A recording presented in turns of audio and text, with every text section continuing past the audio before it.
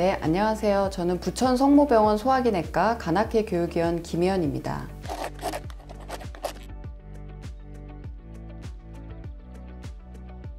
간악회에서 저자에게 직접 듣는 연구 소개 시간을 계속 이어나가고 있는데요.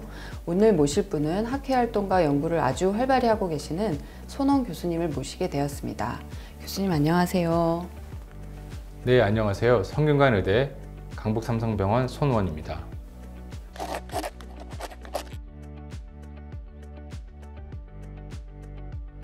이번 2022년 CMH 저널에 만성 간질환 환자에서 국가 간세포환 검진 사업의 효과에 대한 논문이 실리셨더라고요. 정말 축하드립니다. 네, 감사합니다.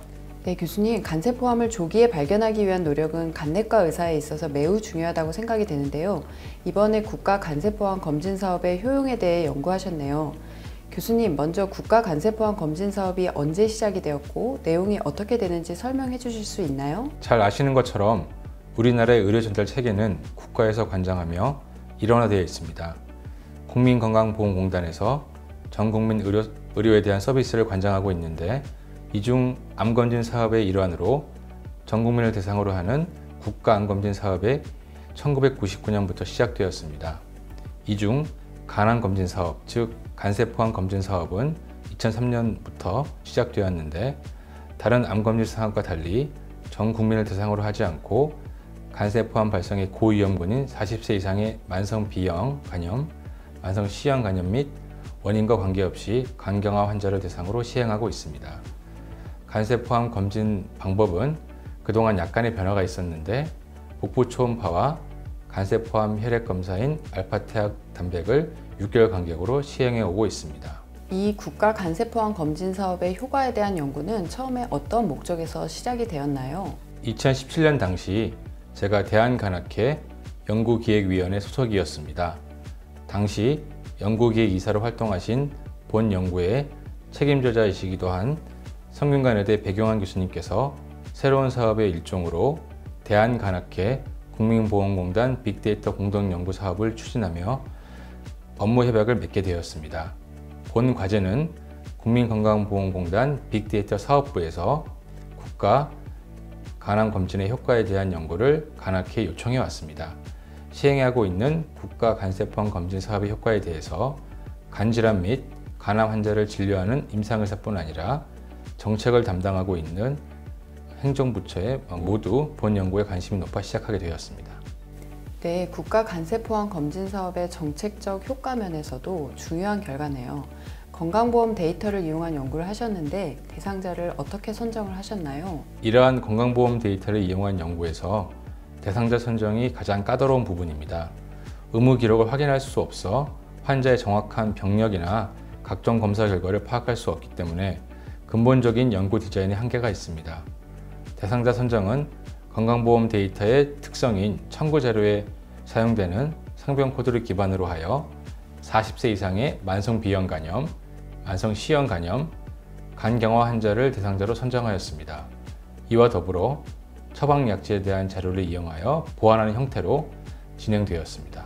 간세포암 국가검진을 받았는지는 어떻게 정의를 하셨나요? 국민건강보험공단의 연구자료는 몇 개의 세부 자료로 구성되어 있습니다. 일반적으로 자격 및 보험료 자료, 진료 자료, 요양기간 자료 및 건강검진 자료로 구성되어 있습니다. 국민건강보험공단 연구자료는 일부 환자를 추출하여 제공하는 표본 코호트 자료와 연구자가 우리나라 전체 인구를 대상으로 연구할 수 있는 맞춤형 자료가 있는데, 본 연구에서는 맞춤형 자료를 사용하여 우선 대상군을 선정하였습니다. 이 중에서 건강검진 자료에 있는 간세포암 검진 자료를 이용하여 복부 초음파와 혈청, 알파테아 단백 검사를 동시에 시행한 경우로 간세포암 국가검진 수급 여부를 정의하였습니다. 네, 전향적 연구나 차트를 리뷰한 연구가 아니다 보니 최종 아웃컴을 보기가 쉽지 않았을 텐데요. 이 연구에서는 아웃컴을 무엇으로 보았고 어떤 지표를 이용하셨나요? 아주 중요한 포인트를 잘 짚어주셨습니다. 만성 간질환 환자의 예후에 영향을 주는 중요한 요소 중에 하나가 간세포암 발생 여부입니다. 일반적으로 간세포암 검진을 하는 1차 목표는 조기 간세포암을 발견하는 것입니다. 암의 크기나 개수가 적은 조기 간세포암의 경우 근치적 치료를 통해 암의 재발이나 암으로 인한 간 기능 악화 등의 위험도를 낮추게 되어 궁극적 목표인 사망을 낮추게 됩니다. 따라서 간세포암 검진의 중요한 포인트는 조기 간암을 찾는 것입니다. 그런데 앞서 말씀드린 것처럼 건강보험 자료의 경우 의무 기록을 확인할 수 없어 간암 병기를 파악할 수 없었습니다. 따라서 조기 간세포암 발견 여부를 1차 아웃컴으로 사용하는 대신 조기 간세포암 치료에 사용하는 수술, 국소 소작술 및 간 이식, 즉 근치적 치료를 받은 경우를 1차 아웃컴으로 정의하였습니다. 그리고 간세포암 진단 여부, 사망 여부, 간 질환으로 인한 사망 여부를 2차 아웃컴으로 선정하였습니다. 간세포암 검진을 잘 받은 환자들은 어떤 특징이 있었나요? 앞서 건강보험 자료를 이용한 연구의 제한점을 말씀드렸는데요. 다른 연구와 비교하여 장점도 있습니다. 이 부분이 해당된다 할 수 있는데 다른 자료와 달리 인구 사회학적 특징을 파악할 수 있는 자료가 건강보험공단에 포함되어 있습니다. 질문해 주신 간세포암 검진을 잘 받은 환자의 특성은 다음과 같습니다. 간세포암 검진을 받지 않은 환자에 비해 검진을 받은 경우 연령이 젊었고 여성이 많았으며 간질환 원인으로는 만성 비형간염인 경우가 많았습니다. 또한 소득 수준이 높았으며 도시 지역에 거주하는 경우가 많았습니다. 표 3에 보시면 간세포암 검진을 잘 받은 환자들이 간세포암 발생률이 높았는데 이것을 간세포암 발견율이 높다고 해석하면 되나요? 그리고 근치적 치료를 받은 비율이 확실히 높네요. 말씀하신 대로 간세포암 검진을 받은 환자들에서 간세포암 발견율이 높게 확인되었고 이는 간경화 유무와 상관없이 동일한 결과를 보여주었습니다. 그러나 간세포암을 많이 발견했다고 하더라도 근치적 치료로 연결되지 않으면 예후가 나쁘게 되며 결국 사망에 이르게 될 가능성이 높아집니다. 본 연구에서는 간세포암 검진을 받은 환자들에게서 근치적 치료를 받은 경우가 검진을 받지 않은 환자들에 비해 확실히 높게 확인되었습니다. 간세포암 검진의 긍정적 효과를 확인할 수 있는 중요한 결과였습니다. 간세포암 검진을 잘 받은 군이 사망률까지도 낮게 나왔나요? 네, 그렇습니다. 앞서 말씀드린 것처럼 간세포암 검진을 통해 조기 간세포암을 발견하고 가능하다면 이에 대한 근치적 치료를 하는 것이 사망률을 낮추게 되는 검진 효과를 기대했습니다. 본 연구를 통해 이러한 연구 가설을 검증했다고 할 수 있겠습니다. 그림 2에서 근치적 치료나 사망률에 영향을 미칠 수 있는 다른 요인들에 대해 보정하고자 서브그룹 분석을 하셨네요. 그림 2에 대해 설명해 주시겠습니까? 그림 2의 오지 레시오가 테이블 3의 하자드 레시오보다 낮게 나오네요. 피겨 2는 간세포암 환자들을 대상으로 근치적 치료를 받은 경우와 사망에 대한 서브그룹 분석을 시행하였습니다.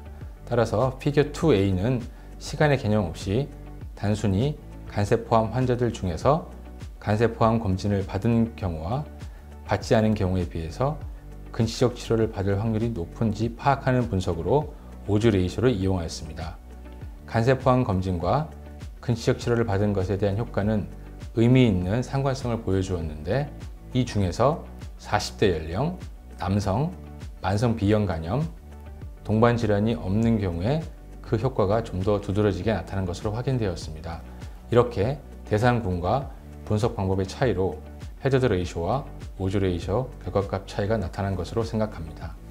이 연구가 기존의 연구와 다른 차별점은 무엇인가요? 아무래도 샘플 사이즈가 아닐까 생각합니다.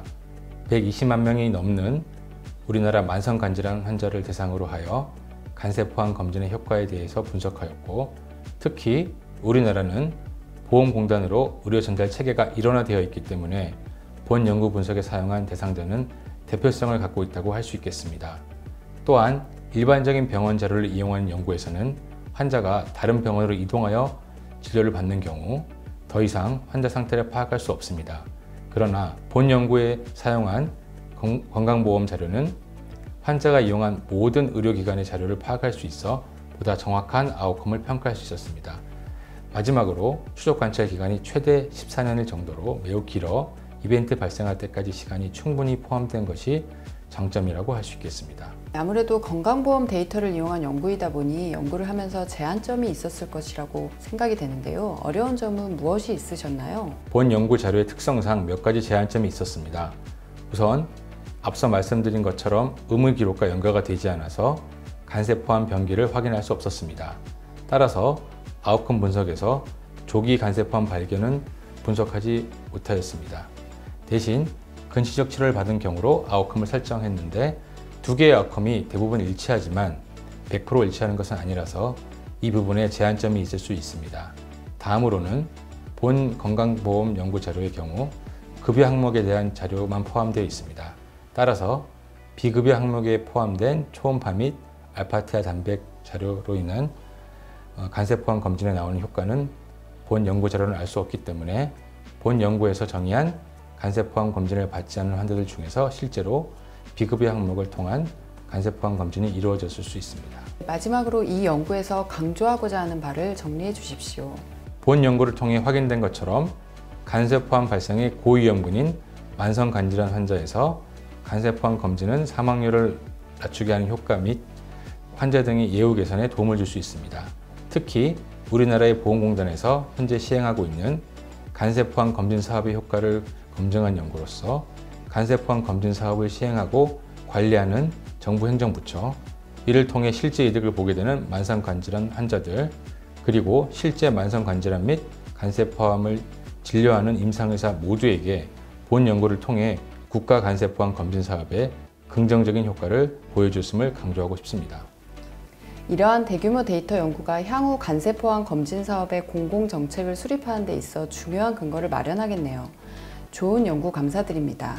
오늘 늦은 시간까지 같이 해주신 손원 교수님 정말 감사드립니다. 감사합니다.